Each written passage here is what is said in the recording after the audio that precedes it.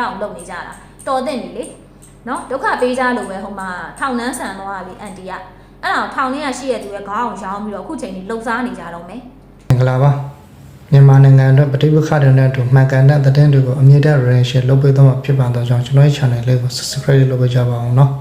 လေးကတော့သတင်းလေးကိုပေါ့နော်ပြောရမယ်ဆိုတော့တတ်သူဝင်နဲ့ဖြည့်ဆိုမဲ့ចောင်းသားလေးတွေနဲ့ចောင်းသားမိဘတွေကိုအဓိကကျွန်မပြောချင်ပါတယ်ဒီသတင်းလေးကိုနားထောင်ပြီးလဲဆိုရင်လည်းကိုယ့်ရဲ့မိဘဆွေမျိုးတွေမှာဖြစ်စေမိတ်ဆွေတွေမှာဖြစ်စေတတ်သူဝင်နဲ့ပေါ့နော်ဒီ2025မှာဖြည့်ဆိုခဲ့တဲ့လူတွေပါဝင်ခဲ့မယ်ဆိုအဲ့ဒီလူတွေစီကိုပြန်ပြီးတော့မျှဝေပေးဖို့အတွက်လည်းကျွန်မအနေနဲ့မြစ်တာခံချင်ပါတယ်ရှင်။ဘာကြောင့်လဲဆိုတော့သူတို့အတွက်အင်မတန်အရေးကြီးတဲ့တကားပေါက်ကြီးတစ်ခုကိုကျွန်မဖွင့်မှာမဟုတ်လို့ပါပဲရှင်။ပြီးတော့ကျွန်မတို့အနေနဲ့ပေါ့နော်အရင်တော့အကြံလေးပြုခဲ့တယ်လေ။တနိုင်ငံလုံးတိုင်းတာနဲ့အောင်ပေးလိုက်ပါဆိုတဲ့ကိစ္စကိုကျွန်မတို့ကိုယ်တိုင်အကြံပြုခဲ့မိပါတယ်။အဲ့ဒီအကြံပြုချက်ဟာမှားယွင်းတဲ့အကြံပြုချက်ဖြစ်တဲ့အတွက်ကျွန်မဒီနေ့ကနေမိဘပြည်သူများအားလုံးနဲ့ចောင်းသားမိဘတွေចောင်းသားလေးအားလုံးကိုကျွန်မတောင်းပန်ပါတယ်။ကျမရဲ့အမားကိုခွင့်လွှတ်ပေးကြပါလို့လည်းပြောချင်ပါတယ်ရှင်။ကျမမှားယွင်းတဲ့မျှော်လင့်ချက်အမားတွေပေးခဲ့မိပါတယ်။ဒါကျမရဲ့ဝန်ခံချက်လေးဖြစ်ပါတယ်။အဲ့တော့ကျမအနေနဲ့ဒါဆက်လက်ရှင်းပြချင်တာကကျမနိုင်ငံမှာ grade 12ဆိုတာ grade 12 system ကိုပေါ့နော်ပြောင်းလဲခဲ့တာနှစ်က10စုနှစ်တခုတော့ရှိခဲ့ပါပြီရှင်။ဒါပေမဲ့ထူးခြားမှုအနေနဲ့ကျမတို့နိုင်ငံဆိုရင်ပေါ့နော်ဒီ2025မှာဆိုရင် grade 12မှဒီနိုင်ငံတကာပညာရေးအဖွဲ့အစည်းဖြစ်တဲ့QAHE ကနေပြီးတော့အရေးသွေးအာမခံချက်ရရှိအောင်လို့စ조사နေတဲ့အချိန်ကာလတာဖြစ်ပါရဲ့ရှင်။ဒီဖွဲ့စည်းရဆိုရင်အရေးသွေးသတ်မှတ်ချက်ရဖို့အတွက်ကစာမွေးပွဲရလက်ကိုသာတိကထားပါတယ်။စာမွေးပွဲရလက်မဟုတ်တဲ့အားလုံးအောင်ပေးစနစ်နဲ့ရလာတဲ့ပညာရေးစနစ်ကိုသူတို့အနေနဲ့အသိမှတ်ပြုခြင်းမရှိပါဘူးရှင်။ဥပမာအနေနဲ့ပြောရမယ်ဆိုတော့နိုင်ငံတကာစံနှုန်းတွေဆိုတာရှိရပေါ့နော်နိုင်ငံတန်တန်းတွေဖြစ်တဲ့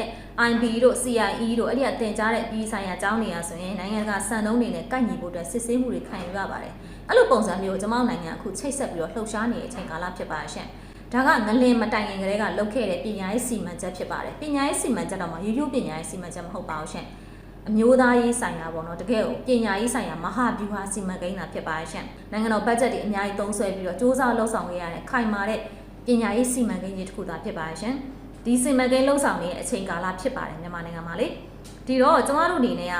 ဒီလိုမျိုးအောင်ပေးလိုက်မယ်ဆိုရင်ဒီပညာရေးစီမံကိန်းအကြီးကြီးကိုထိခိုက်မှုဖြစ်သွားနိုင်ပါတယ်ရှင်ဒီရန်တရားကြီးကိုကျမတို့ကဖျက်ဆီးလိုက်သလိုဖြစ်သွားပါလိမ့်မယ်အဲ့လိုဖြစ်သွားလိုက်မယ်ဆိုရင်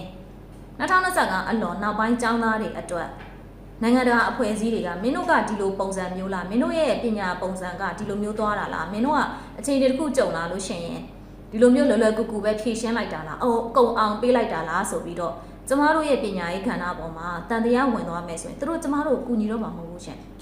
်သိလားအဲ့ချိန်ကြောက်ရှင်နောက်ဆက်တွဲဆုံးရှုံးမှုတွေအများကြီးရှိလာနိုင်တဲ့အတွက်ပညာရေးဝန်ဌာနကဒီလိုဆုံးဖြတ်ခဲ့ရတယ်ဆိုတော့ကျမတို့လည်းလုံခဲ့တဲ့ရက်ပိုင်းကမှတေချာလေ့လာနေသိရှိခဲ့ရတာဖြစ်ပါရဲ့ရှင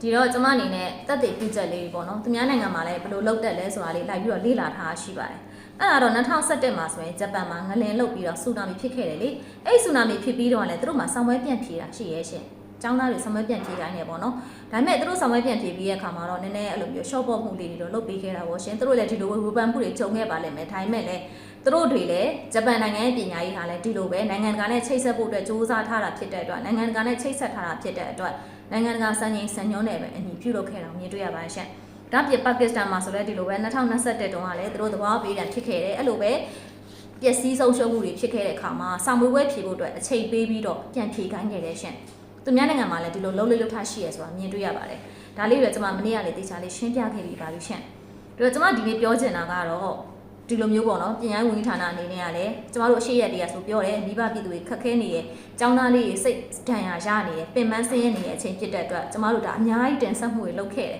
ဒါလေးတွေကလည်းထိရောက်ပါတယ်ရှင်ကျမတို့ပြောတာတွေအဟောတိကန်တော့ဖြစ်မသွားပါဘူးထိရောက်ပါတယ်ထိရောက်တဲ့အတွက်အခုဆိုရင်မန္တလေးတိုင်းပညာရေးမှူးဒေါက်တာရွှေစင်ဤကိုတိုင်းကနေပြီးတော့ဒီတို့တိုင်းမှာပေါ့နော်ဖြေဆိုမဲ့ကျောင်းသားလေးတွေအတွက်တို့လှုပ်ဆောင်ပေးထားတဲ့ service လေးလည်းပြောပြထားရရှင်မန္တလေးတိုင်းမှာငကွာဆိုစာစစ်ဌာန89ခုရှိခဲ့တာအခုဆိုရင်63ခုနဲ့ပြန်ပြီးတော့တို့ကျင်းပနိုင်အောင်စ조사ပေးမှာဖြစ်ပါရှင်စာပြေဌာနပို့ပြီးများတဲ့အတွက်ကလေးတွေဟာနီးစပ်တဲ့နေရာတွေမှာအဆင်ပြေအောင်သွားလာနိုင်အောင်လို့တို့စီစဉ်ပေးမဲ့သဘောတရားလေးရှိပါရှင်ပြီးတော့စာတွေပြန်နှွှေးနိုင်မှုအတွက် revision ပြန်နိုင်မှုအတွက်လည်းကျောင်းလေးတွေပြန်ဖွင့်မှာပါရှင်စာရွက်စာတမ်းပုံနှိပ်ပလာစာအုပ်စာရေးကရိယာဘောနော်အဲ့ကိစ္စရက်တွေကိုလည်းပညာရေးဝန်ဌာနအစီအစဉ်နဲ့လိုအပ်တဲ့ကလေးတွေအားလုံးကိုပံ့ပိုးပေးမယ်ဆိုပြီးတော့လည်းတေချာလေးအတီးပြုတ်ပြီးတော့ပြောကြားသွားပါရရှင်ဒီတော့မိဘပြည်သူတွေအနေနဲ့အခုချိန်မှာငွေကြေးခက်ခဲတယ်ဆိုရင်တော့ပညာရေးဝန်ဌာနနဲ့ချိတ်ဆက်ပြီးတော့ပညာရေးဝန်ဌာနအကူအညီကိုရယူပါလို့ပြောချင်ပါတယ်ဘော်ရာဆောင်တွေကတော့30 30တောင်းတယ်ဆိုပေမဲ့ကိုသွားပေးမှဖြစ်တဲ့ကိစ္စပါရှင်ကျောင်းပြန်တက်ဖို့အတွက်ဘ ပဲကျမတိုက်တွန်းချင်တယ်အစိုးရအကြောင်းပြန်ဖွင့်ပေးမှာဒါကိုဘော်တော်ဆောက်တောင်းပို့မယ်ဆိုတော့30-30ကုန်တာဟာအစိုးရအပြစ်ကြီးပဲတော့မဟုတ်တော့ပါဘူးရှင့်ကျမဒါလေးတော့ပြောချင်တယ်ပေါ့နော်ဒါကျမပြည့်တက်တာပြောတာပါဘယ်သူမှအပြစ်တင်တာမဟုတ်ပါဘူးနော်အပြည်သူများအတွက်ပြောတာပါပတ်စံကုန်မှာဆိုလို့ပြောတာပါရှင့်ဘလို့ပဲဖြစ်ဖြစ်တက်တာလေးနဲ့ပြန်ပြီးတော့ဖြေနိုင်မဲ့အခွင့်အလမ်းလေးတွေဝန်ကြီးဌာနကဖန်တီးပေးထားတဲ့အတွက်ပြန်ဖြေပါလို့ဒါကျမပြောချင်ပါတယ်ရှင့်โอเคဒီတော့ကျမအနေနဲ့အရှိမအစိုးရလုပ်ငန်းစဉ်လည်းရှင်းပြပြီးပြီကျောင်းသားမိဘအခက်အခဲကိုလည်းနိုင်ငံတော်ကဘယ်လိုလုပ်ပေးရဆိုတာရှင်းပြပြီးဖြစ်တဲ့အတွက်ကျမအဓိကတားဂတ်ထားချင်တာကျောင်းသားနဲ့ကျောင်းသားမိဘရှင့်ဒီနေ့နံပါတ်1ကျောင်းသားလေးတွေအတွက်ကျမတခုပြောချင်တယ်မောင်လေးညီမလေးတို့အတွက်ပြောချင်တယ်မောင်လေးညီမလေးတို့အမဟာဆိုရင်လွန်ခဲ့တဲ့မင်းတို့တက္ကသိုလ်ဝန်ထမ်းဆောင်ပွဲဖြေတော့ကမတ်လမှာဖြေတော့ကမိကုန်းနဲ့တိတ်ခတ်တယ်ဆိုမိကုန်းနဲ့တိတ်ခတ်တယ်လို့အမစီကိုသတင်းလေးပို့ကြရလေအမကြီးတားလို့သမီးတို့ကတော့ချို့ကကျမအန်တီတဲ့ချို့ကကျမအတော်တဲ့အဲ့လိုခေါ်ကြတာပေါ့နော်အတော်ကြီးကျမအတော်ကြီးတဲ့မိကုန်းနဲ့အရင်ခတ်နေရဲ့တဲ့နည်းနည်းကူပြောပေးပါအောင်ဆိုပြီးပြောခဲ့ကြရလေအဲ့တော့အမမတ်စနိုက်ပါစုပါဆိုရင်မောင်လေးညီမလေးတို့အတွက်မပြောပေးခဲ့ဘူးလားမိကုန်းတွေဘာလို့တော့တောင်ခတ်ရတာလဲဘာလို့အဲ့လိုမျိုးခတ်အောင်လုပ်ရတာလဲဆိုပြီးတော့ကျမတော်မှကြားရဲဝင်ပြီးတော့ကော့လိုက်သေးရဲ့လေဟုတ်ဘူးလားမပြောပေးခဲ့ဘူးလားအဲ့တော့မိကုန်းနဲ့တိတ်ခတ်တယ်ဆိုအခုကျတော့ second chance ရတာကိုဘာလို့မပြောကြတာလဲဒါလေးတော့အမပြောချင်တယ်ဒါ second chance နော်မင်းတို့အတွက်ဒုတိယအကြိမ်ခွင့်ရေးအမဘွားမှာတက္ကသိုလ်ဝန်ထမ်းပြန်ဖြေခွင့်ကိုအမြဲတမ်းရကျင်ခဲ့တယ်သိလားဘာကြောင့်လဲဆိုတော့အမတက္ကသိုလ်ဝန်ထမ်းဖြေတော့ကအမှတ်ကအလောက်မကောင်းဘူးနော်အမှတ်300ဝန်းကျင်300ကျော်လောက်ပဲရတဲ့အတွက်အမဟာအဲ့တော့ရှေ့နေပေါ့တက္ကသိုလ်မှာဆိုရင်ရှေ့နေပဲမှီတယ်ဒါပေမဲ့ကျမမတက်ခဲ့ဘူးအမမတက်ခဲ့ဘူးရသစာပေကိုတက်တယ်အဲ့လိုပေါ့နော်အခုချိန်မှာ10တန်းပြန်ဖြေမလားဆိုပြန်ဖြေခြင်းတယ်သိလားအမားတို့ခက်က10တန်းမှာမင်းတို့ကတော့ grade 12ပေါ့အမားတို့က grade 10ပေါ့အဲ့တော့10တန်းပြန်ဖြေမလားဆိုပြန်ဖြေခြင်းတယ်ဘာကြောင့်လဲဆိုအမဂုံတူး3-4ခုထွက်အောင်လို့ငါဖြေခြင်းလို့သိလားအဲ့ဒီ second chance ကိုငါတို့လိုချင်ခဲ့တာဘယ်တော့မှငါတို့ဘဝမှာမရခဲ့ဘူးအခုမင်းတို့ရပြီလေပထမတစ်ချိန်မှာမေကွန်ခတ်လို့မဖြေနိုင်ခဲ့ဘူးဆိုရင်ဒုတိယချိန်မှာမင်းတို့စူးစမ်းလိုက်လေဒုတိယအခွင့်အရေးကိုတာမန်လူတွေဘယ်သူမှမရဘူးနော်စဉ်းစားကြည့်ရင်တက္ကသိုလ်ဝန်ထမ်းကိုဒုတိယတစ်ချိန်အခွင့်အရေးယူပြီးပြန်ဖြေရမှာဖြေတဲ့အကြောင်းသားတွေမှာတေချာတာကတော့စာမရတဲ့အကြောင်းသားများတယ်မဖြေနိုင်ခဲ့တဲ့အကြောင်းသားများတယ်အဲကန်တို့တစ်ခုကဟုတ်တယ်နော်လွန်ခဲ့တဲ့နှစ်တည်းကအောင်ချက်တွေကြည့်မယ်ဆိုရင်အောင်ချက်က100ခိုင်နှုန်းအပြည့်မှမရှိတာအဲ့ကလေးကမြန်မာနိုင်ငံရဲ့အကြောင်းသားတူတွေထဲမှာစာမရတဲ့အကြောင်းသားပိုများတယ်ဆိုတာတေချာနေရပေါ့မဟုတ်ဘူးလားဒီတော့ဒီအကြောင်းသားတွေအတွက် second chance မဟုတ်ဘူးလားမိဘတွေရောဒီလိုတစ်ဖက်တစ်လန့်တွေးလို့မရအောင်လားစဉ်းစားကြည့်နော်မင်းတို့ကတကယ်ကိုမဟာကန်ထူးရှင်နေပဲသိလားတော့ဟာတက္ကသိုလ်ဝန်ထမ်းအောင်ဒုတိယအကြိမ်ပြန်စူးစမ်းပြီးဖြေခွင့်ရတယ်ဆိုတာဟာသိလားလူသက်တမ်းတစ်ခုမှတော့မှဖြစ်တော့ဖြစ်ခဲ့ကိစ္စသိလားအဲ့လိုစဉ်းစားကြပါအဲ့လိုဖြေကြပါဖြေဖို့အတွက်တွေးကြပါလို့ပြောချင်တယ်တချို့ကိုသိပါတယ်6ဘာသာဖြေတာ4ဘာသာလောက်ကကြားတယ်လေတချို့တွေပြောပါတယ်ဂိမ်းပဲဆော့တယ်ပေါ့နော်အဲ့လိုပဲကလေးတွေကလည်းကလေးချင်းပေါ့ရှင်းတာဖြစ်တော့မပြောချင်ပါဘူးကလေးဆိုလည်းဂိမ်းပဲဆော့တယ်ပေါ့ရှောက်လေတယ်ပေါ့တချို့ဆိုကြီးစားထားတယ်ပေါ့စာမေးပွဲကြတယ်မိဘတွေတော့မပြောထားဘူးမို့လားမိဘတွေတော့ဂုံလူပနခုရှောက်ပြောထားကြတာလားပြောပါဦးအမကပြောပါဦးငါသိရတော့နင်တို့အကြောင်းငါသိရနော်အဲ့ဒီတော့4ဘာသာလောက်ကြားတဲ့သူတော့ကဒီလို second chance မှာဝင်ပြီးတော့မဖြေသင့်ဘူးလားဒါလေးကမင်းတို့စဉ်းစားမယ့်ကိစ္စနောက်ထပ်တစ်ခုကကြတော့ဂုံတူးမှန်းထားတဲ့ကလေးတွေဒီတငယ်ချင်းတွေအတွက်ကိုမင်းတို့စဉ်းစားပေးရမယ်သိလားဂုံတူး6ခုတိမှန်းထားတဲ့ကလေးမြန်မာပြည်မှာအများကြီးနော်အမားတို့ခက်ကဆိုရင်ဂုံတူး6ဘာသာပါတဲ့ကလေးပါလေပတ်စံရှိတိုင်းဝမ်းတွေကမဟုတ်ဘူးနော်ဟိုတောရွာကလေတော်လေးမှာနေပြီးတော့စာမေးပွဲကိုဖြေခဲ့တာဂုံတူး6ဘာသာတိထွက်တယ်အမားတို့ခက်ကဆိုတက္ကသိုလ်ဝန်ထမ်းစာမေးပွဲဂုံတူး6ဘာသာထွက်လို့ရှိရင်ဘာလုပ်ရလဲသိလားဗရန်ချက်ပေါင်းရင်ကြညာရိုက်တယ်လေဗရန်ချက်ပေါင်းရင်ကြညာရိုက်တယ်ဘာလို့ခက်ကဒါလေးတော့ဟာသားလောက်ကြသေးရပေါ့နော်ညံကောင်းလို့ပေါ့အမှန်မဟုတ်ဘူးဒါညံကောင်းတာထက်သူ့ရဲ့ဝရိယအောင်မင်းတို့တငယ်ချင်းအချင်းချင်းမင်းတို့နည်းနည်း respect ထားရမယ်မင်းတို့လေးစားမှုရှိရမယ်မင်းတို့တွေဂိမ်းစော်နေတဲ့အချိန်မှာသူတို့တွေမအိတ်မနေစူးစမ်းပြီးစာဖတ်ခဲ့ရတာမင်းတို့တွေစာအုပ်ပေါ့ပါလုပ်နေတဲ့အချိန်မှာသူတို့တွေဒီစူးစမ်းပြီးလုပ်ထားရတာအဲ့ဒီအတွက်ကိုသူတို့မိဘတွေဟာသူတို့ပညာရေးအတွက်ကိုရင်းနှီးမြှုပ်နှံထားတဲ့ငွေကတိမ်ပေါင်းရာနဲ့ချီတယ်သူတို့ရည်မှန်းထားတာဒီလုံးဝအဆင့်မြင့်ပညာရေးပညာလိုလားတဲ့သူတွေအနေနဲ့နိုင်ငံတကာအထိကိုပညာသွားတင်မယ်တချို့ဆိုကိုယ်နိုင်ငံအတွက်ကိုဘလို့ပြန်ပြီးအကျိုးပြုမယ်ဆိုပြီးရည်မှန်းထားတဲ့ပညာတတ်တွေလည်းအခုဒီနေရာမှာဆုံးရှုံးမှုဖြစ်နေတာအားလုံးကိုသူတို့အားလုံးကိုအမားတို့ကဒန်းတူထားပြီးတော့အမှတ်240နဲ့အောက်ပေးလိုက်မယ်ဆိုရင်သူတို့အတွက်မတရားဘူးလေမင်းတို့တငယ်ချင်းအချင်းချင်းအဲ့လောက်လေးတော့နည်းနည်းကိုချင်းစာပေးတဲ့တယ်လို့တော့ထင်တယ်ဟုတ်တယ်မလားအမပြောတာလေဒါဖြစ်နိုင်ခြေကိုပဲပြောပြရနော်ဟုတ်တယ်မလားအခုဒီမှာရင်win-win solution ဖြစ်နေပြီနော်စာမရခဲ့တဲ့ကလေးအတွက်လည်း second chance ရမှာဖြစ်တယ်လို့မျိုး စာရတဲ့ကလေးအတွက်လည်းဒုတိယအကြိမ်ပြန်လဲပြီးတော့စ조사ပေးဖို့အတွက်ကိုသူတို့အခွင့်အလမ်းပေးတဲ့တယ်ပညာတတ်တွေလိုချင်တယ်မဟုတ်လားမိဘပြည်သူတွေလည်းပညာတတ်တွေမဆုံးရှုံးအောင်ကျမတို့ view ဆိုင်ရမယ်လေမဟုတ်ဘူးလားအရေးကြီးရဲ့ရှင်နော်ဒီတော့ကျမမနေ့ကတော့ကလေးနဲ့ပတ်သက်ပြီးတော့ပြောထားတာပေါ့နော်မနေ့ကပုံမှန်လည်းပြောထားတယ်ခွန်မှန်လေးလည်းလာရေးထားရှိရဲ့အဲ့ဒီကနေပြီးတော့ကျမထူးခြားတာလေးလည်းဖတ်ပြမယ်အဲ့မေကုန်းလေးခွန်မှန်လေးတွေကျမဖြေပြကြံလို့ပါရှင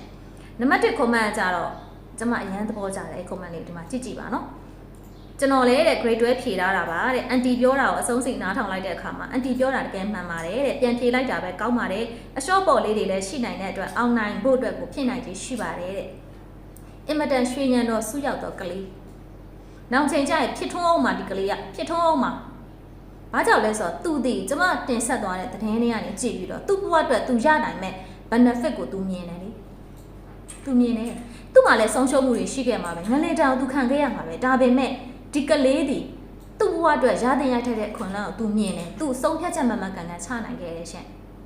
်နော်ဒါချီးကျူးရမယ့်ကလေးကျမအဲ့ကလေးကိုမှတ်ထားမယ်နော်နောက်တစ်ချိန်ကြာလို့ရှင်ဒီလိုကလေးတွေကပဲနိုင်ငံကောင်းဆောင်တွေဖြစ်လာမှာနိုင်ငံတော်ဥဆောင်တဲ့သူတွေဖြစ်လာမှာနိုင်ငံတော်ကယ်တင်တဲ့သူရဲကောင်းတွေဖြစ်လာမှာရှင်လုံးဝသိကြတယ်နော်ဒီရွယ်မှာကလေးကဒီကလေးဟာတော်တော်ကိုစဉ်းစားသုံးသပ်နိုင်တယ်ပေါ့နော်ပြီးတော့နောက်တစ်ခုကကြတော့မြင်းချန်သူဆိုတဲ့တယောက်မှန်ထားပါဘောနော်အဲ့ခွန်မောင်လည်းကြည့်လိုက်ပါဦးရှင်ဒါလေးလည်းကျွန်မရှင်းပြမှာမလို့ပြောတာပါ grade 12ဟာတဲ့ဘာမှအရေးမပါတာပါတဲ့အောင်ပေးဖို့မျှော်လင့်ပါတယ်တဲ့ကျမတို့တရားလုံးဒီပါ grade 12အောင်လက်မှတ်အတုနဲ့နိုင်ငံခြားရောက်ကုန်ကြပါပြီနော်ဆိုပြီးတော့သူကအပြုံး emoji လေးနဲ့ရေးထားရရှင် okay grade 12အောင်လက်မှတ်အတုနဲ့နိုင်ငံခြားရောက်ကုန်နေဆိုတော့အဲ့ဒီအောင်လက်မှတ်အတုနဲ့နိုင်ငံခြားမှာဘာလို့လုပ်နေလဲဆိုတာမေးကြည့်လိုက်ပါအောင်ရှင်ထားနိုင်ငံမှာဆိုရင်မိန်းကလေးတွေနော်ယောက်ျားလေးအိမ်သာဆေးရတယ် grade 12အောင်လက်မှတ်အတုနဲ့လောက်ရတဲ့လုပ်တယ်လေယောက်ျားလေးအိမ်သာတော့မိန်းကလေးအိမ်သာတော့မဟုတ်ဘူးယောက်ျားလေးတွေဖင်လန်ပြီးတော့သေးပေါက်နေတဲ့အချိန်မှာအိမ်သာဆေးနေရတာအဲ့မိန်းကလေးကပြီးတော့တချို့ဆိုရင်သူများအိမ်မှာသူများရဲ့အခိုင်းစေလောက်ရတယ်နော်ပင်ပန်းလိုက်တာတအားပဲကျမတို့နိုင်ငံသားအဲ့လိုဖြစ်နေကျမမကြည့်ရဘူးရှင်သိလားဟိုမှာစားလို့အိမ်မှာလုပ်နေရတယ် grade 12အောင်လက်မှတ်အတူရင်းနဲ့အဲ့လုပ်တွေရရလေအဆင်ပြေလားအဲ့ဒါအဆင်ပြေလားသေချာစဉ်းစားကြည့်ပါဦးကျမတို့နိုင်ငံအဖူးညွန့်လေးတွေသူများနိုင်ငံမှာကြုံခံနေရတာအမြင်ရတာအဆင်ပြေလားရှင်ဒီလိုခုမှတ်မျိုးလာမှတ်နဲ့အဲ့မြင်းကြံသူတို့တယောက်နေတာပါအဆင်ပြေလားအဲ့လိုမြင်ရတာရှင်ပျော့လားကျမတို့မပျော့ဖြစ်လည်းမခံနိုင် grade 12အောင်လက်မှတ်အတူနဲ့နိုင်ငံတကာမှာသွားပြီးတော့ကြောင်းတက်လို့ရလားလို့မေးလိုက်ပါဦးကိုယ့်နိုင်ငံမှာပဲရမယ်လေသူများနိုင်ငံမှာအတူမှန်းသိရလေစာရွက်ပဲရှိရလေအဲ့ဒါဘာမှသုံးစားလို့မရတာရှင်ဒါနဲ့အုံနောက်ရှိရဲ့ခွန်မှန်လေးရေးပါလို့ပြောချင်ပါတယ်နော်ဒီလိုခွန်မှန်နေကြောင့်ကလေးတွေဟာမြန်မာနိုင်ငံပညာရေးကအရေးမပါပါဘူးဆိုတဲ့ပုံစံမျိုးတွေဖြစ်နေတယ်ရှင်မြန်မာနိုင်ငံပညာရေးကအရေးပါတယ်အရေးပါအောင်ကျမတို့စူးစမ်းနေရလေစူးစမ်းရမှာလေကိုယ်တိုင်ကမြန်မာနိုင်ငံဘွဲ့တန်ဖိုးမရှိပါဘူးဆိုရင်တလုံးလိုပဲတန်ဖိုးမရှိရတဲ့မှာနေမလို့လားတန်ဖိုးရှိအောင်မစူးစမ်းတော့ဘူးလားအခုစူးစမ်းနေတယ်ကျမတို့စူးစမ်းမှုတွေမှာနည်းနည်းရင်းနှီးပေးဆက်ရတာရှိတာပေါ့ဒါလေးကြောင့်သိမခံနိုင်ဘူးကိုပညာရေးကြတော့ကိုတန်ဖိုးမရှိဘူးပြောတယ်စဉ်းစားကြည့်ပါဦးဒါလည်းနည်းနည်းတော့အုံနောက်တင်ညာနဲမှုပေါ့နော်အဲ့လိုမရေးကြပါနဲ့ကျွန်မပြောချင်တယ်ပြီးတော့နောက်ထပ်ရေးထားလေးကတော့မတ်နွယ်လေးရေးထားရှိပါရှင့်ဒီသူ့ comment လေးလည်းကျွန်မပြသပါမယ်နော်တူလေးနှစ်ယောက်ဆိုတဲ့တိမ်ထဲမှာ grade 12နှစ်ယောက်ပါတဲ့မိဘနှစ်ပါးကအောက်ဆုံးအဆင့်အစိုးရဝန်ထမ်းမှာဖြစ်ပါတယ်တဲ့အ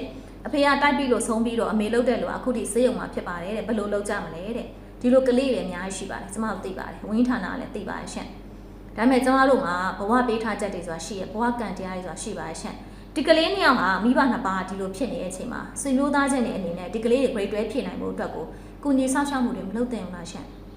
ကျမတို့ကအစိုးရရဲ့ဆောက်ရှောက်မှုတွေကိုအတက်နိုင်ဆုံးအခုရအောင်လို့စူးစမ်းထားတယ်အစိုးရအနေနဲ့လည်းကျောင်းပြန်ဖွင့်မယ်ဒီကျောင်းဝကိုရောက်အောင်လို့ဒီမိဘဆွေမျိုးတွေကမတိုးပို့ပေးနိုင်ဘူးလားရှင့်ဒါတော့စူးစမ်းပေးရမယ်လေကျမတို့ရုပ်ရှင်ကြည့်ဘူးတယ်တရွာလုံးကပေါင်းပြီးတော့အဲ့ဒီ main ကလေးကိုစေးချောင်းပေးတက်လိုက်တာတရွာလုံးကပတ်စံပေါင်းပြီးပေးတက်လိုက်တာနော်ဘာကြောင့်လဲသူတို့ရွာမှာဆရာဝန်တယောက်လိုချင်လို့ပညာတတ်တယောက်ဖြစ်လာစေချင်လို့ဒီ main ကလေးကိုသူတို့ကကျောင်းပေးတက်လိုက်တယ်စေတက်ကတုံမှာကုန်ကြစိတ်ကိုတရွာလုံးပေါင်းပြီးကြခံတာဘာလို့လေးစားဖို့ကောင်းလဲကြေးရွာလဲစဉ်းစားကြည့်ရင်ကျမတို့နိုင်ငံသားတွေဒီလိုစိတ်ထားထားရမယ်ရှင်ကို့မျိုးဆက်မှာပညာတတ်မထွက်နိုင်တော့မှထွက်လာတဲ့ပညာတတ်တွေပေါ်မှာကျမတို့ supporting ပေးနိုင်ရမယ်အဲ့လိုဖြစ်တဲ့နဲ့မဟုတ်ဘူးလားကျမတို့ဒါကရလက်အထွက်ဆုံးကိစ္စပဲလေထိုင်းပြီးအပြစ်တင်နေပြီးတော့ဒီကလေးနှစ်ယောက်ကိုဒုက္ခရောက်အောင်လုပ်မလို့လားဒုက္ခပဲလေနေခံလိုက်ဆိုပြီးမရအောင်လေတက်နိုင်ဆုံးစူးစမ်းပေးရမယ်လေပြီးတော့ကျမတခါလေးတက်ဆက်တဲ့တိုက်တွန်းချင်တာကပတ်စံငွေချေချမ်းသာတဲ့ဆွေမျိုးသားချင်းတွေအနေနဲ့လည်းကိုယ်ဆွေမျိုးထဲမှာအခုချိန်မှာဒုက္ခရောက်နေတဲ့ grade 12ကလေးရှိမယ်ဆိုရင်ကျောင်းစတင်ခန်းနဲ့ရောက်အောင်လို့တက်နိုင်ဆုံးပံ့ပိုးပေးပါစူးစမ်းပေးပါစိတ်တက်ခွန်အားလေးပေးပါလို့ပဲကျမတိုက်တွန်းချင်ပါတယ်ရှင်ကျမတို့ရဲ့မျိုးဆက်ကိုကျမတို့မှမထင်းသိမ်းမဆောက်ရှောက်လို့ရှင်ဘယ်သူကထင်းသိမ်းဆောက်ရှောက်မှာလဲရှင်ဟ ဟုတ်တယ်မလားဒါလေးကအရေးကြီးပါတယ်နော်ကျမတို့ကခါကြရင်စိုးရပဲအပြစ်တင်လက်ညှိုးထိုးပြီးတော့ဘဝဖြတ်တန်းလို့မရအောင်ရှင်အဲ့ဒါဆိုနိုင်ငံတော်ကအလုံးစုံကြဆုံးသွားလိမ့်မယ်လက်တွဲပူးပေါင်းမှရမှာအစိုးရမှလည်းဒုက္ခခဲ့သူရှိရပြည်သူမှလည်းဒုက္ခခဲ့သူရှိရအဲ့ဒီအရာအားလုံးရဲ့ဂျားရဲ့အခြေအနေတစ်ခုဖြစ်လာအောင်ကျမတို့စူးစမ်းရမှာဒါဆိုကျမနေတိုင်းတင်ဆက်မယ်အတိကကျမတင်ဆက်မှုလေးကိုဘယ်เจ้าသားလေးပဲကြားသွားဘယ်เจ้าသားမိဘပဲကြားသွားငါတို့ဒီနှစ်မှာဆောင်ဝေးပဲပြန်ဖြေမယ်ဟေ့ဆိုတဲ့ဆုံးဖြတ်ချက်လေးချလိုက်တယ်ဆိုရင်ဒါကျမအမျက်ပဲလို့ထင်တယ်ရှင်ဒါအပြင်နောက်ထပ်အရေးကြီးဆုံးတစ်ခုကဒီနှစ်မှာတက္ကသိုလ်ဝန်ထမ်းကိုပြန်မဖြေတော့ဘူးဆုံးဖြတ်တယ်ဆိုနောက်နှစ်တင်မှာမဖြေတော့ဘူးလားမိဘတွေကိုကျမပြောချင်တာပေါ့နော်နောက်နှစ်တင်မှာဒီသားသမီးတွေကိုတသက်လုံးမဖြေခိုင်းတော့ဘူးလားအဲ့ချိန်ကျရင်တစ်နှစ်လုံးစာအတွက်ပြန်ကုန်မှာနော်ပတ်စံဒီတော့အခုလာပိုင်းလေးနဲ့ပြန်ဖြေရမယ့်ကိစ္စလေးကိုစင်ပြောင်းကြီးအမိကြမှာမတက်တော့ပဲနဲ့နိုင်ငံတော်ရဲ့လှုပ်ဆောင်ချက် service တွေကိုအခမဲ့ယူနိုင်တာကိုယူပြီးတော့ဆောင်ဝဲပြန်ဖြေပါလို့ပြောချင်ပါတယ်ရှင်ကလေးတွေလည်းပြန်ဖြေပါနော်စိတ်ကူးလုံးဝမလွဲပါနဲ့နော်တချို့စကားလေးတွေကကျမတို့မီဒီယာထက်ကနေပြောလို့မရအောင်ရှင်ဒါပေမဲ့ကျမပြောနိုင်တဲ့အရေးကြီးဆုံးတစ်ခုကတော့ဒီနှစ်မှာစာမေးပွဲပြန်ဖြေကြပါစိတ်ကူးလုံးဝမလွဲပါနဲ့ဒါလေးတော့ကျမလုံးဝအလေးနဲ့စွာနဲ့ပေါ့နော် message လေးပေးခြင်းနဲ့စိတ်ကူးမလွဲပါနဲ့ရှင်စာမေးပွဲပြန်ဖြေကြပါရှင်ဟုတ်ပြီနော်ဒါမိဘပြည်သူများအားလုံးအတွက်ကျမတင်ဆက်ပေးတာဖြစ်ပါတယ်အကြောင်းသားလေးနားလည်ပါစေမိဘပြည်သူတွေနားထောင်ပြီးပြီဆိုလဲအကြောင်းသားလေးတွေတွေ့ရှင်းပြပေးပါနော်ကျမတို့ရဲ့မျိုးဆက်တစ်ခုလုံးအတွက်ကိုအောင်မြင်တဲ့တကားဖွင့်တဲ့အချိန်မှာအားလုံးအတူတူရုံးရမယ်လေနည်းနည်းတော့ပင်ပန်းတာရှိရပါရှင်ထိကြိုက်တာတော့ရှိရပါဒါပေမဲ့လည်းကျမတို့ရုံးနိုင်မှဒီကလေးတွေရဲ့အနာဂတ်ဒီကလေးတွေရဲ့ပညာရေးလမ်းကြောင်းဒါလေးရှိမှရှင်ပြီးတော့တချို့ရေးဆိုရင်လည်းအဲ့လိုပဲထောက်တယ်ပေါ့နော်နိုင်ငံတကာပညာရေးစီသွားမယ်ဆိုတော့ဘယ်ကလေးကနိုင်ငံခြားမှာကျောင်းတက်နိုင်မှာလဲဆိုတော့တသက်လုံးမတက်နိုင်တဲ့ဘဝမှာနေမလို့လားနိုင်ငံတကာပညာရေးနဲ့ချိတ်ဆက်မိရဆိုပညာသင်စုတွေကြလာမယ်လေပညာရေးခွင့်လန်းတွေပိုရလာမယ်လေအဲ့လိုအခွင့်လန်းစီမလာခြင်းဘူးလားအချိန်ကျရင်အခြေခံလူတန်းစားလူလက်တန်းစားဘယ်ကလေးမဆိုပညာတော်လို့ရှိရင်နိုင်ငံတကာပညာရေးကိုရည်ရွယ်ပြီးတော့ကျမတို့မူစာဖြစ်လို့ရတယ်လေလှမ်းယူလို့ရပြီလေပင်မြင့်ထက်ကအပင်ရောအပန်းပွင့်ရောကျမတို့လေကားထောင်ပြီးခူးလို့ရပြီလေအဲ့ဒီအထိကိုကျမတို့သွားကြမယ်လေဟုတ်ဘူးလားတသက်လုံးနိုင်ငံငါတို့နိုင်ငံတကာပညာမသင်နိုင်ပါဘူးဆိုပြီးတသက်လုံးအဲ့လိုမျိုးဆက်မှာပဲကျမတို့ကြာရှုံးခံလို့လားငါမျိုးဆက်ကတော့နိုင်ငံတကာပညာမသင်တော့ပါဘူးဆိုတသက်လုံးမသင်တော့ဘူးလားကိုမျိုးဆက်ကမသင်တော့ဘူးလားဒါလေးလည်းစဉ်းစားပါနော်ပြီးတော့ကျမကဒါအပြစ်တင်တာမဟုတ်ပါဘူးအားလုံးကတော့ပြစ်ရှိကြပါပဲကျမလည်းပြစ်ရှိခဲ့ပါတယ်မိဘပြည်သူတွေလည်းအတွေးခေါ်လေးတွေမှားသွားတယ်ဆိုကျမတို့အပြစ်ကိုပြန်ပြီးပြင်ကြမယ်ကလေးတွေအတွက်ပဲစဉ်းစားကြမယ်နော်ဒါလေးကကျမတင်းသုံးသက်ချက်လေးနေဒီနေ့မှာမိဘပြည်သူများအားလုံးပြပြချင်ပါတယ်မိဘပြည်သူများရှင်အခုတင်ဆက်ပေးချင်တာလေးကတော့ထိုင်းနိုင်ငံသတင်းလေးတာဖြစ်ပါရှင်ထိုင်းနိုင်ငံက GR တစ်ခုရှိရဲ့ AAC GR ဆိုတော့ပေါ့နော်အဲ့ GR ဆိုရင် KNU KNL လေးနဲ့ NUG PDF ကိုလက်နက်ထောက်ပို့မှုပြုလုပ်တဲ့အတွက် GR ဆိုရင်ပိတ်သိမ်းခံခဲ့ရပါတယ်ပိတ်သိမ်းတော့ဖြစ်ကုန်ပြီထိုင်းနိုင်ငံနဲ့ စမုတ်ဆာခွန်ခရိုင်မဟာချိုင်နယ်မြေတွင်းမှာရှိတဲ့ AAC အဖွဲ့ရဲ့ GR တစ်ခုလုံးဝပိတ်သိမ်းမှုအတွက်ထိုင်းအာဏာပိုင်တွေကအမိန့်ထုတ်ပြန်ခဲ့တာဖြစ်ပါတယ်ဒီ GR ဆိုရင်မြန်မာရွှေ့ပြောင်းလုပ်သမားတွေကူညီတယ်ဆိုတဲ့အမည်နဲ့ခေါင်းစဉ်တက်ထားပြီးတော့ KNU KNL နဲ့ NUG PDF တွေကိုလက်နက်ထောက်ပံ့မှုများလှုံ့ဆော်နေခြင်းဖြစ်တယ်ဆိုပြီးတော့ထိုင်းအာဏာပိုင်တွေကစုံစမ်းသိရှိသွားတဲ့အတွက်ပိတ်သိမ်းခဲ့ခြင်းဖြစ်တယ်လို့သိရပါတယ်ရှင်ဒီကိဟာဆိုရင်စီးပွားရေးလုပ်ငန်းအဖြစ်ပေါ့နော်အသွင်ဖြောက်ပြီးတော့တရားမဝင်လှုပ်ရှားမှုတွေဆောင်ရွက်နေတဲ့အတွက်ထိုင်းအာဏာပိုင်တွေကရေနဲ့လိုအပ်တဲ့ဝန်ဆောင်မှုတွေကိုဖျက်တောက်ခဲ့တယ်ပြီးတော့24နာရီအတွင်းအပြီးပိုင်ပိတ်သိမ်းရမယ်ဆိုပြီးတော့ညွှန်ကြားခဲ့ပါတယ်ရှင်ဒါပေမဲ့လက်ရှိအချိန်ဒီကိဟာအတွင်းမှာမြန်မာလူသမားချို့လည်းရှိနေသေးရဲ့ဆိုပြီးတော့သိရပါတယ်ရှင်သူများနိုင်ငံမှာသွားပြီးတော့လှုပ်ချင်ရသွားလောက်တာလေအဲ့တော့ဘာဖြစ်လဲသူများနိုင်ငံကလည်းဥပဒေဆိုတာရှိရတဲ့အတွက်အေးအေးယူနိုင်တဲ့အခွင့်အရေးရှိတဲ့အချိန်မှာအေးအေးယူလိုက်တာပေါ့ရှင်ဇလန်းကတော့ဒါပါပဲရှင်းပါတယ်ဒါပေမဲ့ဒီသတင်းသုံးသပ်ချက်လေးကနေကျမတို့ကပြောရမှာပါလဲဆိုတော့ကျမတို့နိုင်ငံနဲ့ဆက်နေတဲ့ထိုင်းနိုင်ငံမှာဆိုအဲ့လိုအဖွဲ့အစည်းတွေအများကြီးရှိရဲ့ရှင်သိလားထိုင်းနိုင်ငံမှာသူတို့ကတရားဝင်အဖွဲ့အစည်းလိုပါလို့နဲ့အာချောင်မိနေတဲ့သူတွေရှိရဲ့ပြီးတော့အဲ့ဒီအဖွဲ့တွေကပဲဒီထိုင်းနိုင်ငံမှာလှုပ်လှုပ်နေတဲ့သူတွေစီကနေခေါင်းပုံဖြတ်နေကြတာရှိရဲ့လောက်ခလာစားတွေကိုစက်ကြီးတွေနဲ့ကောက်နေတာပေါ့နော်အဲ့လိုရှိရဲ့ရှင်ဒီတော့ဒီຢာတွေကထိုင်းနိုင်ငံမှာတကယ်ကိုယ့်ရဲ့မိသားစုအသက်မွေးဝမ်းကြောင်းအတွက်ပေါ့နော်သွားပြီးတော့အလုပ်လုပ်နေရတဲ့သူတွေလုံသမားတွေကိုမကြခင်ထိကြိုက်လာမှရှင်အခုတော့ထိကြိုက်နေပါပြီပြောတာတော့ကြားနေပြီတကယ်တော့ကျမဒါကြီးပြောပြခဲ့တာလေလွန်ခဲ့တဲ့လပေါင်းမြောက်များစွာကြရပါပဲဒီပေါ်တွေအများကြီးမြန်မာနိုင်ငံနေထိုင်းနိုင်ငံကိုရွှေ့ပြောင်းသွားကြတဲ့ကမကြခင်ဒုက္ခရောက်ကြတော့မယ်နော်ဆိုပြီးပြောခဲ့ပါတယ်ရှင်အဲ့ဒီကပြောခဲ့တယ်အဲ့တော့သူတို့လက်မခံဘူးပေါ့နော်အခုတော့ဒုက္ခတရားတွေစတင်လာပြီဒီလိုမျိုးကြရတွေပိတ်သိမ်းတာကနေပြီးတော့နောက်ဆက်တွဲဆိုးကျိုးတွေအများကြီးဖြစ်လာမယ်ဒါကြောင့်ဒီလိုမျိုးဖွဲ့စည်းနေပတ်သက်ထားမိရဲ့လူငယ်တွေအနေနဲ့ကတော့ပေါ့နော်အခြေအနေကတော့အဲ့လိုတော့ရှိရဲ့ရှင်သိလားဟိုဒါကတော့ကိုပတ်သက်ထားရင်တော့ကိုစီကိုတနွယ်ငင်တဆင်ပါသူတို့လောက်လာမှာပဲရှင်သိလားတချို့တွေကစက်ကြီးပေးတာတော့မှစောစာရနဲ့ပေးရတာနော်တချို့ဖွဲ့စည်းကြတယ်စက်ကြီးကိုတော့မှသူကနာမည်တွေ အဲ့လိုမျိုးဗာလေသူတို့အဲ့ဥစားဖြစ်တဲ့စာရဆန်လန်းတွေပါအဲ့စင်းတွေပါပေးပြီးတော့အဖွဲ့ဝင်လောက်ထားပြီးတော့လောက်ထားရတာအမှုတွဲခေါ်တာဒီအဖွဲ့တွေသာဖမ်းလိုက်လို့ရှင်ဒီအမှုတွဲထဲမှာဒီလူတွေပါသွားမှာတလားပေးရတဲ့ဘတ်ဘလောက်လဲဘတ်1000လား2000လားအဲ့ပတ်စံနေနဲ့အလကားကိုကပတ်စံလည်းပေးရသေးရဲ့ဘာအကျိုးရလက်မှလည်းရရလည်းမဟုတ်ပဲနဲ့ဥစားဖြစ်ထောင်နှန်းဆိုင်ရအောင်မှာအဲ့လိုအခြေအနေရှိရဲရှင်သိလားဒီတော့လူငယ်တဲ့နည်းနည်းတော့စဉ်းစားပါတော့ဒီလိုဖွဲ့စည်းနေပတ်သက်ထားရဆိုတော့လေကိုယ့်အကူနည်းနည်းချေရဖြောင်းအောင်စူးစမ်းပါရှင်ဒါစေတနာပြပြတာပါတချို့ကတကယ်မဥမလဲလေးနေဒီကထိုင်းနိုင်ငံမှာလေရောက်ရှိနေတဲ့နေထိုင်နေလှုပ်တယ်ကျန်းပတ်ဖွဲ့နေတော့ပတ်သက်တယ်အော်လို့သူတို့အနာဂတ်ကိုသူတို့မစင်တော့တသက်လုံးအေးစစ်စစ်ဒီလိုပဲနေနိုင်မယ်လို့သူတို့ထင်နေလားမသိဘူးဒီလားအစိုးရ policy ကအမြဲတမ်းပြောင်းလဲနေတာအမြဲတမ်းပြောင်းလဲနေတာသူများနိုင်ငံမှာနေပြီးဒါမျိုးလုပ်နေတာကျွန်မတော့အံ့ဩတယ်နော်ဒီတော့ဇလန်းညာတော့စနေဖြစ်တဲ့အတွက်ထိုင်းနိုင်ငံမှာနေတဲ့လူငယ်တွေသတိထားနိုင်ဖို့အတွက်ကိုကျွန်မပြောတာပါဖြစ်နိုင်တော့အကြမ်းဖက်အဖွဲ့အစည်းရဲ့အကြမ်းဖက်ထောက်ပို့တဲ့သူတွေနဲ့ဝေးနေပါအဲ့လိုမှမဟုတ်တော့အမှုတွေလည်းပါပြီးတော့ဒုက္ခရောက်မယ်ဆိုတာသိကြပါရဲ့ရှင်ဒါလေးကသတင်းသုံးသပ်ချက်လေးရဲ့အနှစ်ချုပ်တာဖြစ်ပါရဲ့ရှင်အမေစုချစ်သူများရှင်ကျွန်မဒီသတင်းလေးကိုပေါ့နော်ခေါင်းစဉ်လေးကိုအဲ့လိုပဲပေးရမယ်ဘာကြောင့်လဲဆိုတော့ကျွန်မသတင်းလေးကိုအမေစုချစ်သူများနားထောင်ဖို့အတွက်ကိုအထူးလိုအပ်နေပါရှင်အမေစုချစ်သူများစီကိုကျွန်မတင်ဆက်ပေးချင်တာပါအဲ့မှာလဲဆိုတော့ဒီ2025ခုနှစ် April 21ရက်နေ့မှာဆိုရင်ပြည်သူ့ဂုဏ်ရည်စုကိုအမေစုပေါ့နော်အန်တီတော်အောင်ဆန်းစုကြည်ကချီးမြှင့်ခြင်းခံခဲ့ရရှင့်အဲ့ဒါရဲ့နောက်ဆက်တွဲကဘာတွေဖြစ်လာနိုင်လဲဆိုတော့ကိုအမေစုချစ်သူများသိရှိထားတဲ့အတွက်ကျွန်မသတင်းတင်ဆက်မှုတွေနဲ့ပြောပြပေးခြင်းပါတယ်ပြည်သူ့ဂုဏ်ရည်စုဆိုတာကတော့အင်္ဂလိပ်လိုခေါ်တာက Citizen of Burma Award လို့ခေါ်ပါရှင့်အတိုးကောက်အနေနဲ့ကတော့ COPA လို့ခေါ်တယ်ပြည်သူ့ဂုဏ်ရည်စုရှင်တွေကိုတဲ့ဒေါ်လာ1000တိတိစုချီးမြှင့်ပါရှင့်ဒီတော့ဒီ data လေးကိုမှတ်ထားပြီးတော့အန်တီတော်အောင်ဆန်းစုကြည်ကစုရခဲ့ဖြစ်တဲ့ဒေါ်လာ1000ရမှာနော်အဲ့လေးမှတ်ထားပြီ။တော့အထူးစုဆိုတာရှိရဲအဲ့ဒီအထူးစုကဘာလဲဆိုတော့ပြည်သူ့ဂုဏ်ရည်စုရှင်အပြင်နဲ့အခြားပေးတဲ့လူတူပေါ်ပေါက်လာမယ်ဆိုအထူးစုဖြစ်နေတော့ဒေါ်လာ1000ပေးပါတယ်တဲ့။ဒီဘာကြောင့်စုပေးရလဲဆိုနိုင်ငံရေးလူမှုရေးနဲ့ private နယ်ပယ်တွေမှာကိုကျိုးစွန်နစ်နာခံဆောင်ရွက်သူတွေကိုချီးမြှင့်ခြင်းဖြစ်ပါတယ်တဲ့။သူတို့ပြည်သူ့ဂုဏ်ရည်ရဲ့ဆောင်ပုဒ်ကကြတော့မြန်မာနိုင်ငံသားချင်းရိုင်းပိန်းကူညီပြည်သူ့ဂုဏ်ရည်တဲ့အင်္ဂလိပ်လိုကြတော့Burmese helping Burmese ပေါ့နော်ဆိုတော့မိဘပြည်သူတို့သတိထားမိလားရှင့်သိထားမိလားသူတို့ပြည်သူ့ဂုဏ်ရည်ရဲ့အဖွဲ့နာမည်နဲ့ဆောင်ပုဒ်ကကျွန်းနဲ့သင်းနေရဲ့ရှင်ကျွန်းနဲ့သင်းနေကျမဒီကနေအောင်အနံ့ရတယ်ဘာကြောင့်လဲသိလားဘာမာဆိုတာကျမတို့ခေါ်ခံတဲ့နာမည်မဟုတ်ဘူးလေကျမတို့ကမြန်မာလေကျမတို့မြန်မာဆိုတာကို trend အောင်သိရဲ့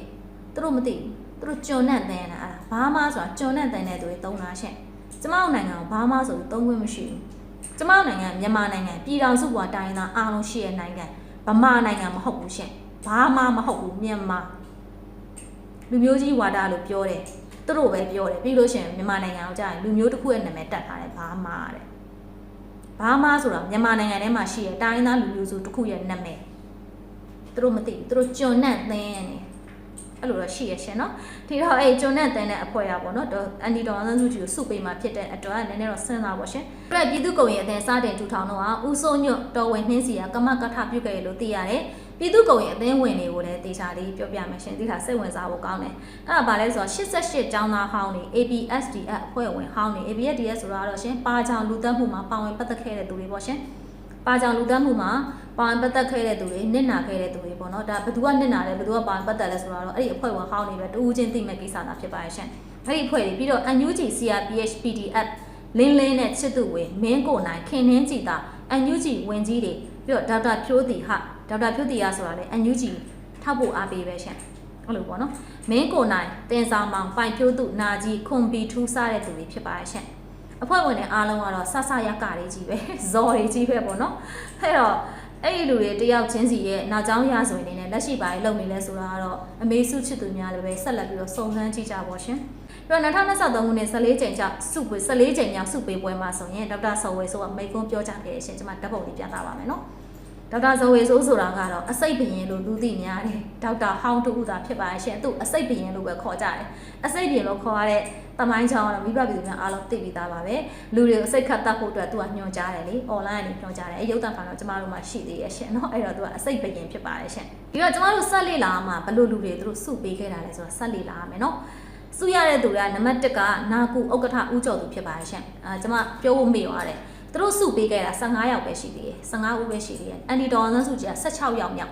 ်အဲ့15ဦးကျွန်မပြောပြမယ်နံပါတ်1ကကြတော့ဒါနာကူဥက္ကဋ္ဌဦးကျော်သူပေါ့နော်ဒါကတော့အားလုံးသိပါတယ်ရှင်ဦးကျော်သူကတော့နာကူကိစ္စမှာဆိုလဲစွစွတမန်လုပ်ခဲ့တယ်ပေါ့နော်အဲ့ဒီအပိုင်းလေးတော့ကျွန်မလေးစားပါတယ်လူတွေမှာခါကြရင်လေးစားရတဲ့အပိုင်းရှိရမလေးစားတဲ့အပိုင်းရှိရပေါ့နော်အဲ့ဒီအပိုင်းတော့လေးစားတယ်ကျွန်မသူ့မလေးစားတဲ့အပိုင်းပါလဲဆိုတော့စီရီယန်နေစလုပ်တော့က စီဒီအန်တွေကိုလာစားပေးမယ်ဆိုပြီးတော့လှုပ်ထားတဲ့ကော်မရှင်ထဲမှာသူပါတယ်အဲ့ဒါမှအခုချိန်နေသူလာစားမပေးဘူးပေါ့နော်အဲ့တခုတော့ကျမသူမလေးစားနိုင်ဘူးပေါ့နော်နောက်ထပ်တစ်ခုကကျတော့ဒေါက်တာနောက်ထပ်တစ်ယောက်ကဒေါက်တာတန်းမင်းထွတ်သူကပင်းတရမီးရင်ရှင်ဖြစ်ပါရဲ့ရှင်သူကဆိုရင်ပသိမ်ခရိုင်စေးရုံကြီးကြောက်ဖြစ်တယ်ဒေါက်တာတန်းမင်းထွတ်က AR တိုင်းဒေသကြီးအတွင်းမှာ2021မှာစီဒီအန်လှုပ်ရှားမှုဆရာဝန်စီဒီအန်လှုပ်ရှားမှုပေါ်ရှင်ပြုလုပ်ခဲ့တဲ့အတွက်အဖမ်းခံခဲ့ရတယ်ဒါပေမဲ့သူကအဲ့ဒီ2021ဩဂုတ်2ရက်နေ့မှာပဲအမှုတွေရုပ်သိမ်းပြီးတော့လွတ်မြောက်သွားပါတယ်ရှင်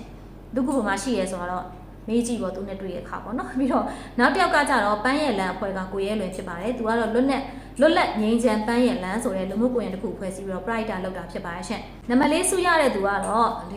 ီចောင်းသူပေါ့နော်မတ်ဖြိုဖြိုးအောင်ဆိုတဲ့သူဖြစ်ပါတယ်သူကလည်းတမိုင်းချောင်းရှိတယ်အဲ့ဒါဘာလဲဆိုတော့သူက88ခုနှစ်ဖွားတာဒါပေမဲ့သူဖွားတဲ့ချိန်မှာသူ့ရဲ့ဖခင်ထောင်ထဲမှာပေါ့နော်88စုခုအကျန်းဖတ်မှုဆန္ဒပြပွဲမှာပါဝင်ခဲ့တဲ့သူပါရှင်အဲ့တော့ထောင်ကျသွားတယ်သူငငယ်ဆိုရင်သူ့ဖေကထောင်ကျတဲ့ထောင်ဝင်စာသွားတွေ့ရတယ်ပေါ့နော်အဲ့လိုမျိုးဇက်နာခဲ့တဲ့ဘဝလေးတော့ရှိပါတယ်ဒါပေမဲ့သူ့ရဲ့ထူးခြားချက်ကဘာလဲဆိုတော့သူက2006ခုနှစ်မှာအမေရိကန်စင်တာမှာရှိတဲ့စာဖတ်ဝိုင်းတစ်ခုကိုသူ့အဖေအဆက်အသွယ်နဲ့ပါဝင်ခွင့်ရခဲ့တယ်တဲ့အဲ့ဒီကနေမှ2009ဘာကာတာများဖြစ်လာမဲ့အကြောင်းသားလူတွေနဲ့စတင်စုံစည်းခဲ့တယ်တဲ့ဆိုတော့ဒီလိုမျိုးဆန္ဒပြပွဲတွေစုပူအကြမ်းဖက်မှုတွေလုပ်တဲ့သူတွေကအဲ့ဒီအမေရိကန်စင်တာကနေပဲပေါက်ဖွာလာတာပေါ့နော်စဉ်းစားကြည့်ပါဦးရှင်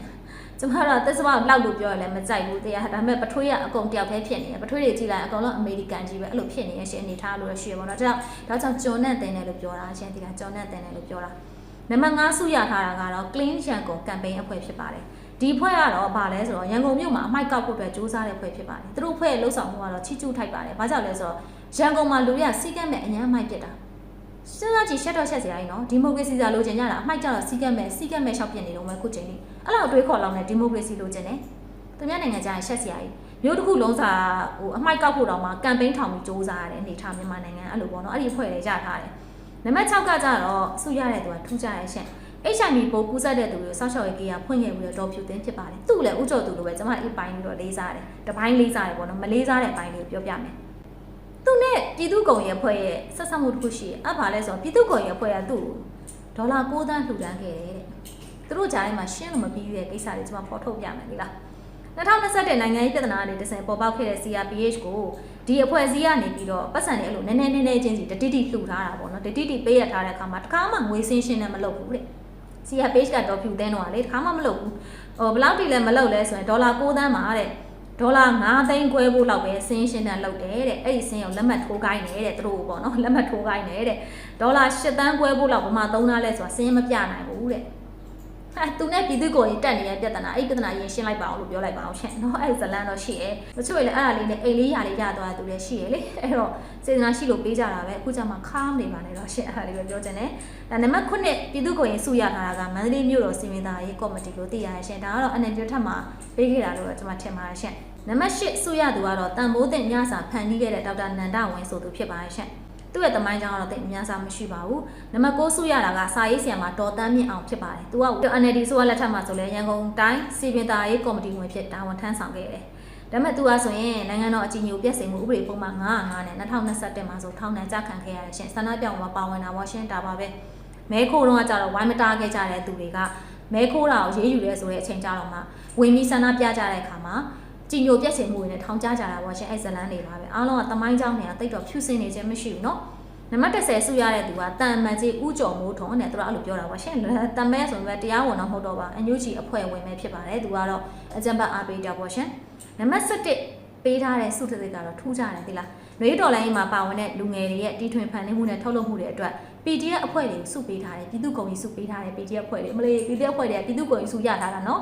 ်အထင်တော့မသေးလိုက်နဲ့ရှင်ဒီလားသူတို့ဒီတီထွင်ဖန်တီးထားတဲ့ထုတ်လုပ်မှုတွေကပါတယ်ဆိုတော့လက်လုံမိုင်းတွေပြစ်လိုက်လို့ရှင်လူပါကွဲသွားတဲ့ short တိုက်တုံးတွေလေသူတို့ online မှာဆိုတက်လာတယ်ပခုံးပေါ်တင်ပြီးတော့ပြစ်လိုက်လို့ရှင်အဲ့ဟာကြီးကပေါက်သွားတော့သူတို့ပါတေသွားတာလေအဲ့လိုဟာတွေအဓိကအထင်ရှားဆုံးထုတ်ကုန်ကတော့လက်လုံမိုင်းပေါ့နော်လက်လုံမိုင်းနဲ့ပြည်သူတွေကြားထဲမှာမိုင်းထောင်တဲ့ကိစ္စအများကြီးလုပ်ခဲ့တယ်လေအဲ့တော့ PDF တွေရခဲ့တဲ့စုနော် PDF တွေရခဲ့တဲ့စုရှင်တော်တော်အံ့ဩစရာပဲနံပါတ်7စုရတာကမတန်ဆွမ်းဆရာမတော်ဤငိမ့်ဖြစ်ပါတယ်သူကတော့လေးစားစရာကောင်းပါတယ်ပကံမြို့နာကမတန်ဆွမ်းဆရာမလေးတူဖြစ်ပါတယ်ရှင်နံပါတ်73စုရတဲ့သူကကချင်တိုင်းသူဖြစ်တဲ့မတ်ဆွန်စွတ်ဆိုင်ထွယ်ဖြစ်ပါတယ်သူကတော့2018မှာတက်မတော်နဲ့ KIA တိုက်ပွဲဖြစ်တော့ဟာစစ်ဘေးဒဏ်ခံရတဲ့မန်ဝယ်ပေါ့နော်ရွာသားတွေကိုဘေးကင်းရနေရာချထားဖို့အတွက်ကိုသူကမြကြီးနားမို့စီတာဘူးရက်ကွက်မနောကွင်းမှာဆန္ဒပြခဲ့တဲ့သူဖြစ်ပါတယ်ရှင်2018ဆိုတော့အန်ဒီစုတို့လက်ထက်ကပေါ့နော်အဲ့လိုမျိုးဆန္ဒပြခဲ့တဲ့သူဖြစ်တယ် နံပါတ်14စုရတဲ့သူကတော့ special ပဲသူ့ရဲမှုဟာမိုးရံနိုင်ဖြစ်ပါတယ်ရှင်သူကတော့အရင်က writer သတင်းတောက်2ယောက်ဖမ်းဆီးခံရတယ်လေနိုင်ငံတော်လျှို့ဝှက်ချက်အဥပဒေနဲ့ဖမ်းဆီးထောင်ချခံရတဲ့ writer သတင်းတောက်2ယောက်ရှိခဲ့တယ်အဲ့သတင်းတောက်2ယောက်ဘက်ကနေကာကွယ်ပေးပြီးတော့ဒီ2ယောက်ကိုတဲ့ရဲမှုချုပ်တူကထောင်ချဆင်ပြီးဖမ်းဆီးခဲ့တာပါဆိုပြီးတော့ရဲတပ်ဖွဲ့ကိုသစ္စာဖောက်ပြီးတော့လိန်လေထွက်ဆိုခဲ့တဲ့အတွက်ထောင်ချခဲ့တဲ့သူရှင်သစ္စာပေါက်လောက်ပေါ့ရှင်သစ္စာပေါက်လောက်ဖော်ကောင်ပညွန့်ပေါ့ဥစားဥဖြိုးမင်းသိန်းနဲ့တော့တူတယ်ပေါ့နော်ဖော်ကောင်ပညွန့်ပေါ့ရှင်ဖော်ကောင်ပညွန့်လောက်ခဲ့တယ်သူပြီးတော့ထူးခြားချက်ကသူကထောင်ထွက်လာတော့သူ့ကို UBB ပါတီ